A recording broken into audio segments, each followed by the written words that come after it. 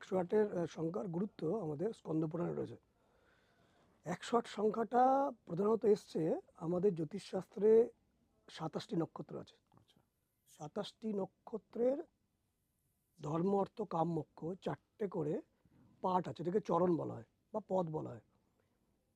27 into 4 equal to 108। ওকে। কোনো কোনো গ্রন্থে এরম বলছে 12টা জোডিয়াক সাইন, 9টা প্ল্যানেট। 12 into 9 equal to 108। হুম। এছাড়া সায়েন্টিফিক্যালি একটা ব্যাপার আছে, যেটা আগেকার মুনি ঋষি অনুধাবন করেছিলেন, আচ্ছা। যেটা বিজ্ঞানের সাথেও কিন্তু মিলছে প্রায়। ওকে। সানের যে ব্যাস, হুম। তাকে 108 দিয়ে গুণ করলে that is equal to the distance between sun and earth. Really? Really, Google করলে পাবেন। ওকে।